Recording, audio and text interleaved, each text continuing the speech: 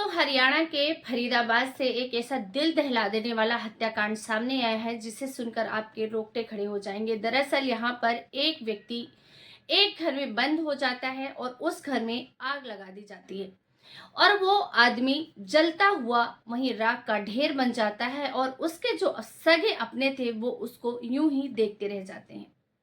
बहुत ही भयावह और दिल दहला देने वाली सच्ची घटना है। साथ ही हमारे समाज का एक आईना भी कि हमारी जो जनरेशन है, हमारी जो टीचिंग है, हमारे जो टीचर्स का बिहेवियर है, हमारे जो पेरेंट्स का बिहेवियर है, वो क्या होना चाहिए और समय कहाँ जा रहा है। दोस्तों नमस्कार, मैं ज्योति सिंह आपके अपने चैनल क्राइम शूट में आप सबका हार्दिक स्वागत करती हूँ। दोस्तों ये सच्ची घटना है मुजफ्फरनगर की। वहां पर एक 14 साल का लड़का, महज 14 साल का लड़का अपने पिता को एक कमरे में, जब उसके पिता सोए हुए थे, बंद कर देता है और वहां पर घर में रखा हुआ पेट्रोल जो कि किसी काम के लिए लाया गया था वो अपने पिता के ऊपर डालकर आग लगा देता है। आग लगाने के बाद वो बाहर आकर बाहर से कुंडी बंद कर देता है। जैसे ही पिता को आंच लगती है आग की, वो उठते हैं और खिड़की से देखते हैं तो उनका बेटा वहीं खड़ा था। अपने बेटे को गुहार लगाते हैं कि बेटा ये तू क्या कर रहा है, गेट खोल, मैं जल जाऊंगा, मैं मर जाऊंगा। लेकिन जो बेटा होता है उसके कानों में जैसे आवाज ही नहीं जाती। तो अपने पिता को इतनी तड़प में जलता हुआ देख रहा था, लेकिन उसे बहुत सुकून मिल रहा था। उसे ऐसा लग रहा था कि जैसे मैं अपना बदला पूरा कर रहा हूँ और वो वहीं खड़ा रहता है। जैसे आसपास के लोगों को वहां पे आग जैसे लगती है, आग ज्यादा बढ़ती है, आसपास के लोगों को धुआं वगैरह दिखता है। बगल में रहने वाली एक औरत जो निकलकर उनके घर की तरफ जाती है, नफीस के घर की तरफ, और देखती है कि उनके घर से आग निकल रही है और जो उनका बेटा है 14 साल का, वो वहीं गेट पर खड़ा है, लेकिन वो गेट नहीं खोल रहा है। वो चिल्लाने लग जाती है, आसपास के लोगों को बुलाने लग जाती है और इतने में जैसे वो बेटा देखता है कि अब तो पिता का लगभग आधा शरीर जल चुका है, अब इनके बचने का कोई चांसेस नहीं है, वो तुरंत ही गेट खोलता है और वहां से भाग जाता है।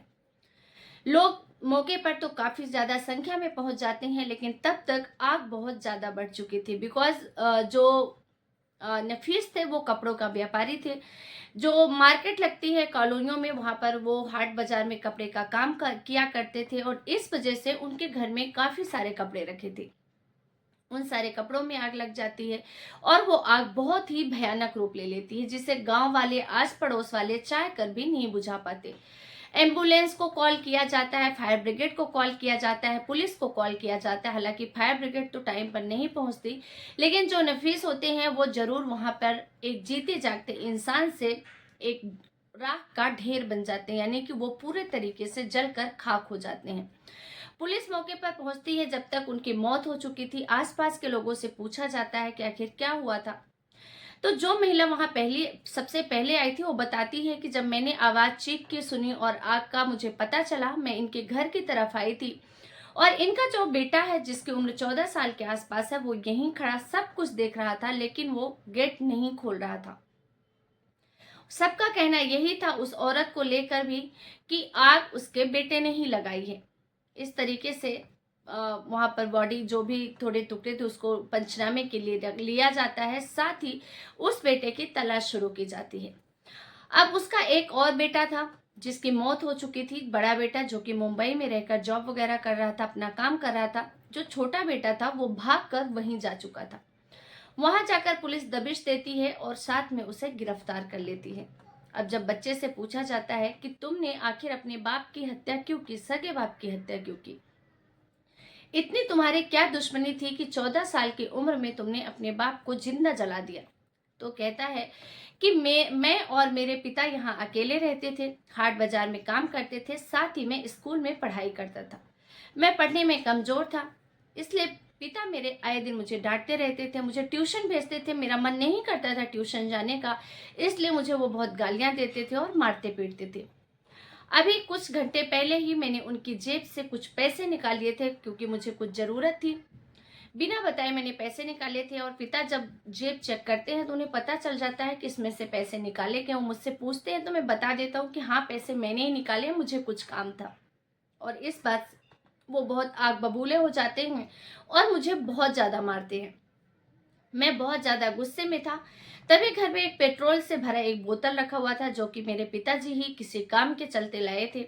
तभी मेरे दिमाग में ख्याल आता है कि क्यों ना मैं इनकी ही हत्या कर दूं। जब ये नहीं रहेंगे तो मुझे पढ़ने भी कोई नहीं भेजेगा और मुझे टॉर्चर भी कोई नहीं करेगा। और इस तरीके से जब वो लेट जाते हैं, सो जाते हैं, तो मैं उस पेट्रोल को उनके चारपाई पे उनके ऊपर डालकर और आग जलाकर बाहर आकर खड़ा हो जाता हूँ और बाहर से कुंडी लगा देता हूँ। और इस तरीके से मेरे पिता मेरी आंखों के सामने जलते रहते हैं, लेकिन फिर भी मेरा मन नहीं पसीजता, क्योंकि मेरा क्रोध शांत नहीं हुआ था।